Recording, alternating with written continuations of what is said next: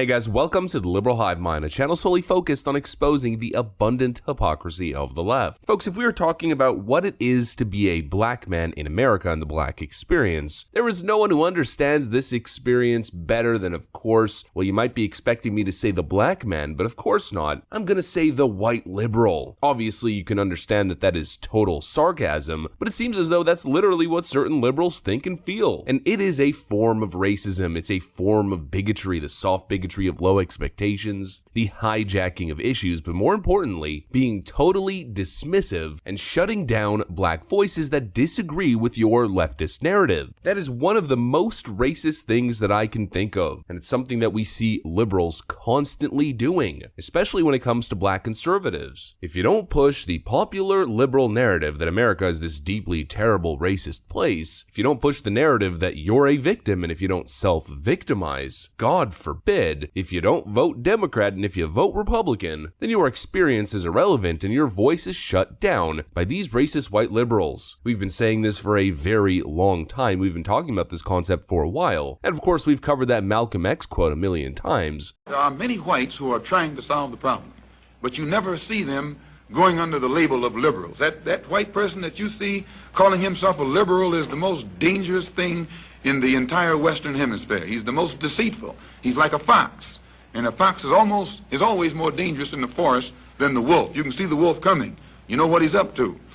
But the fox will fool you. He comes at you with his mouth shaped in such a way that even though you see his teeth, you think he's smiling and you take him for a friend. And now we have the perfect example playing out in front of millions of viewers as Cenk Uyghur's nephew, quote-unquote socialist, but really just leftist grifter, is caught in a scandal doing exactly what I stated earlier, totally dismissing and demeaning a black man's experience, because of course the truth is irrelevant. The leftist narrative is all that matters. Let me show you guys exactly what's going on here. But of course, before we get into any of it, make sure to leave a like, a comment, subscribe, and with that out of the way, let's roll the tape. Alright folks, so here's the background to this story. There's a video that went viral, I think a year ago if I'm not mistaken, from an individual on YouTube named Rob Bliss. It's titled, "Holding a Black Lives Matter Sign in America's Most Racist Town." And obviously this video is a complete bait. I don't want to play the video because some very bad stuff is said, but it's 2 minutes, you guys can see it on the screen, you can check it out yourselves. The purpose of the video was to make this little town called Harrison, Arkansas look as bad as possible. I'm not going to deny the fact that some people were driving by this individual with this Black Lives Matter sign and saying absolutely heinous stuff, but some of the clips were people just saying that Black Lives Matter is a terrorist organization, or people just saying all lives matter or white lives matter, which of course if you're a leftist you would probably equate that to racism. I'd say that's a little bit of a stretch, but the point being the video showed a bunch of these encounters where people are being hostile to a white individual with a Black Lives Matter sign, and then Harrison, Arkansas was labeled as the most racist place in America. Then, a year later, two YouTubers, one named Nico Omalana and the other named Jideon, who's the individual we're going to be focused on for this video. His YouTube channel's great, by the way, I watch it all the time, even way before this video. Well, these two YouTubers ventured into Harrison, Arkansas, both with the expectations that it's the most racist evil town in America. But literally, both of these individuals came to the exact opposite conclusion, that Harrison, Arkansas was not a deeply vile racist place. Were there pockets of racism, mainly in a little town called Zinc, where the Ku Klux Klan resides? Yes. Was the town itself racist? Absolutely not. I'm from Atlanta, you know, I'm one of the best rappers coming out of there and everything like that. We've heard rumors that this is the most racist town in America, but so far,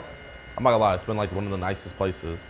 But I'm not gonna lie, they're not really like fitting our narrative. Bro, I mean, everybody's saying that this is the most like racist town in America. Supposedly it is. But it's been like chill. Like, it is chill. I love it here actually. Guys, when I tell you, we came to this town with no preparation. We just came here expecting racism to come to us, but we're gonna have to go to racism. In fact, YouTuber Jideon is kind of a celebrity in Harrison, Arkansas.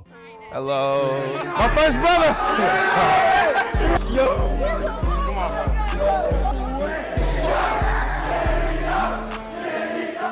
For the quote-unquote most racist town, this is the town I've gotten the most love from, and I just want to say I truly appreciate it.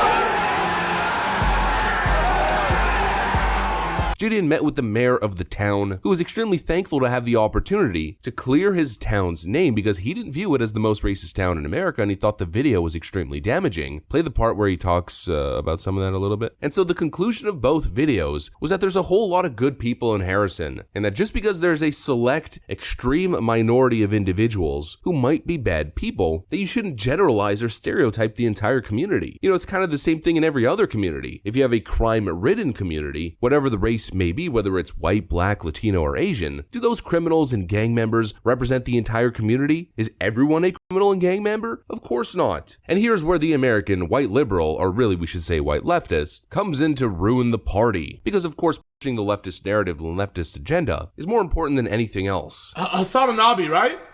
The reason why I want to react to this video with you guys is because I felt very patronized watching his video and then also reading the comments. Baffled, like, how are you gonna tell me I've been a black man, I've been a black kid, and now I'm becoming a black man, bro?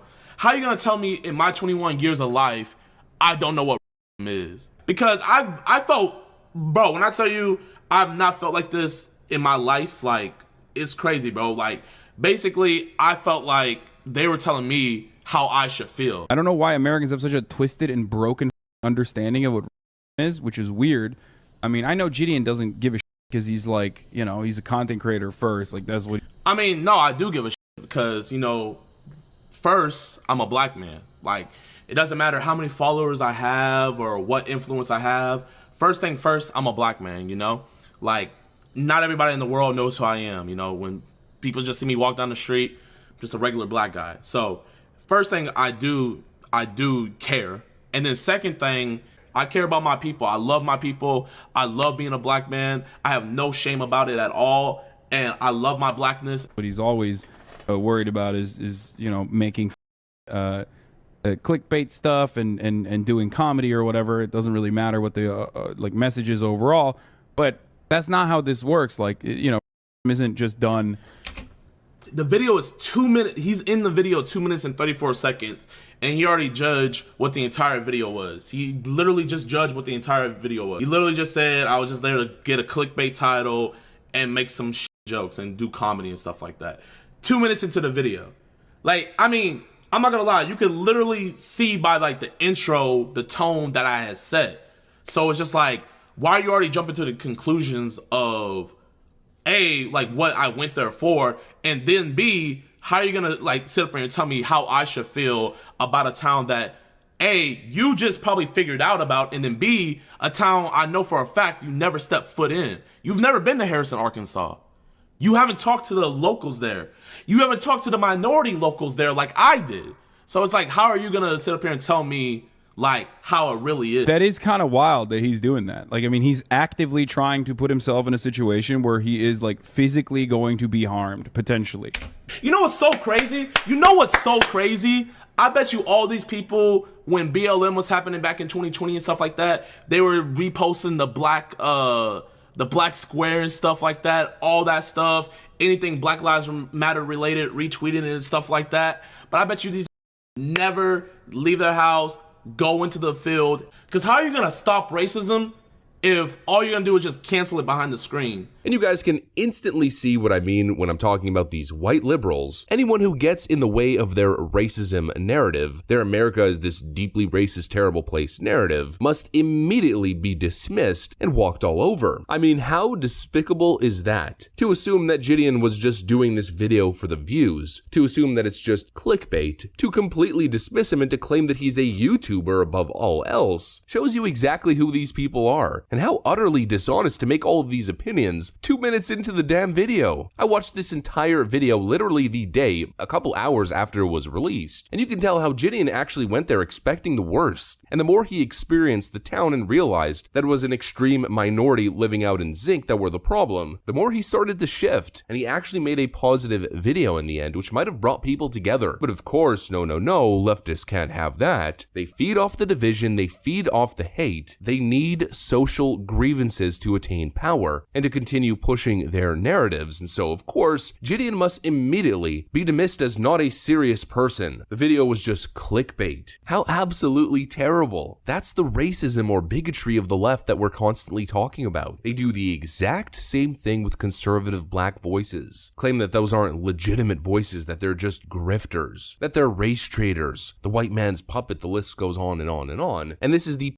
perfect example to exemplify exactly that. Facts be damned, leftist agenda above all else. And this is exactly what we've been saying forever. Leftists are extremely scared of this specific reality. Because of course, if it comes out that not all Trump supporters or not all conservatives and Republicans are these deeply backwards racist people, well then lefties might lose their power, they might lose their grasp on the black and Latino community. They've created this boogeyman narrative of the scary racist white man in those terrible red states, but then when you go to what is supposedly the most racist, deeply backwards place in America, it's exactly what we've been saying forever. The KKK isn't mainstream, racism isn't mainstream. They're a very fringe, extreme minority that do not represent the totality of people living in these communities. In fact, they don't even live in the communities. They live in the damn forest 20 miles away and nobody wants to be associated with them. But the anti-racist left doesn't want you to know that, and the anti-racist left is also very much willing to dismiss or walk all over black voices who might put the spotlight on that narrative. And what does that tell you? For me personally, folks, it tells me all I need to know. But of course, what a surprise, who would have seen that one coming from Cenk Uyghur's nephew Hasan, who's clearly such a virtuous, honest individual, and definitely not a sociopath who's taking advantage of impressionable children on Twitch. Mr. Anti-Capitalist with a $3 million home in the center of the most materialistic and pretentious place on earth, Los Angeles. Mr. Anti-Capitalist, who's constantly spotted wearing $1,000 Gucci shirts. The guy's the biggest consumer of capitalist products I've ever seen. Who would have expected this type of behavior from extremely honest, extremely virtuous Cenk Uyghur's nephew? I never would have seen it coming.